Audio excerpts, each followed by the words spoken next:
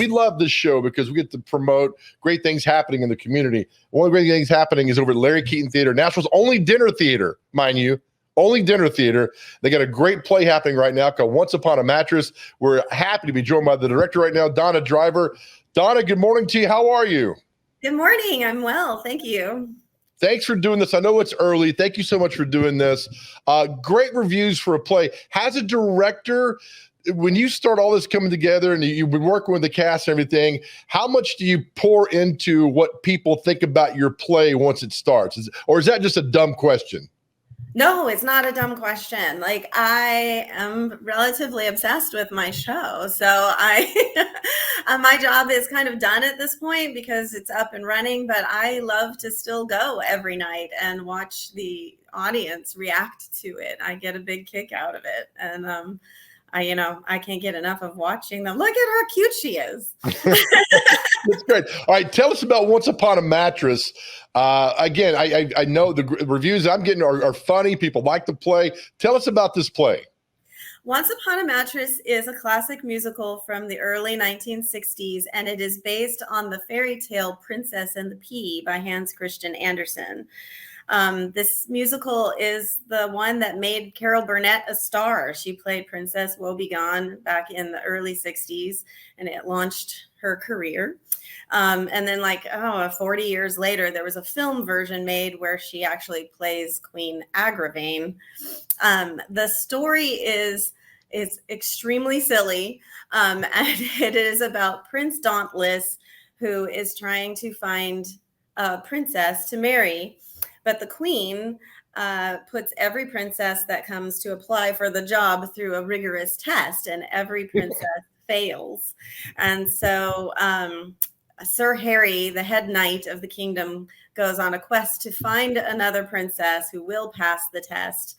And he brings back Winifred the Woebegone from the marshes, and she's not like other princesses. She's spunky and doesn't have the best manners, but she's adorable, and Prince Dauntless falls in love with her.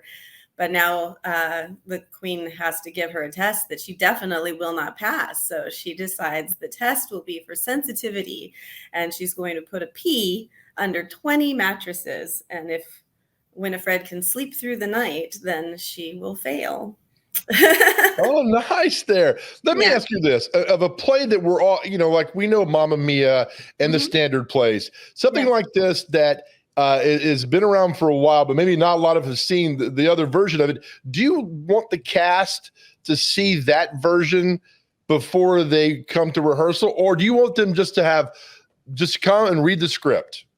Yeah, I mean, I don't really encourage the actors to watch the other. There is a movie version on Disney Plus, and sometimes, like before auditions, I'll tell people like, "Hey, you can watch it here, or whatever." I know I do when I audition for shows, just to kind of be familiar with the story or the songs. But then after that point, I don't watch it anymore because I don't want to copy anything that they're doing. And also, the movie version is missing a lot of the show, so a lot of the like the jester and the minstrel there, like their numbers aren't in the movie. And they've changed the script a lot. So it's not really the same as the play. That is an absolutely fantastic point, because the movie always leaves so much out. When you adapt a book to a movie or a play to movie, you were so correct on that. Hey, let me ask you this though. I mean, you're so talented and you know this answer. What's the pull of a dinner theater to sit there and watch these great actors and go all that? Why is this still something so near and dear to us? I mean, we missed theater so much, when it was all shut down for a year and a half. And I think there's just something electric about seeing live theater. It's different than a movie. Movies are exciting and I love them. I'm a movie fanatic, but something about going to theater and watching people, because when a play is being done, it's being done just that one time. It goes out in the air and then it's gone, right? Mm-hmm. So you're catching a moment that can never happen again. And there's just energy of people coming together, and that they're doing this in front of you. Like sometimes things mess up, sometimes they don't, but it's very exciting to see 18 people on stage at the same time, all working toward a goal, all singing the same thing with a full 6-piece band playing at the same time, right after eating a delicious dinner. So Right. it's a great evening of entertainment. And I just don't think, for me personally, there's nothing that equals going to live theater. Do you still get butterflies? I mean, I know you've done this so much, and again, you're acting and you're so talented. But when those curtains go up and the first actor walks out there, not so much butterflies, maybe anxiety a little bit, just hoping it goes okay. I as a director, not really. Because I feel very confident. We opened last weekend, and we actually did like a preview performance on Wednesday. So we felt so comfortable that the show was so ready that our final dress rehearsal last Thursday, we let them all do it in their pajamas. So we had a pajama run, and I've never done that before, but it was really fun. But anyway, I am nervous in the way that I want the audience to enjoy it like I do, and I want them to appreciate the way that I do, and I get a little bit of the jitters from the cast. But mostly I'm just excited. There is a part, though, when Winifred is on top of that 8-foot tall bed and she's moving around a lot, and it terrifies me. But no, but as a performer, when I'm on stage, like I'm still nervous every night before I go on, and I've been doing this for like 40 years.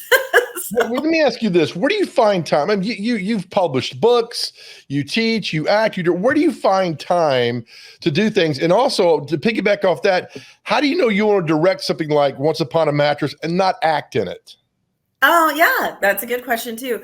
Like I'm literally like at work. Like as soon as I get off, I'm here. I got to go into my classroom. But you just have to make choices. So theater rehearses generally in the evenings, like 6:30 to 9:30 every night, and sometimes on Saturdays. And so when I decide to do a show, to be in one, or especially to direct one, I have to really go, okay, these next 3 months, this is what I'm doing.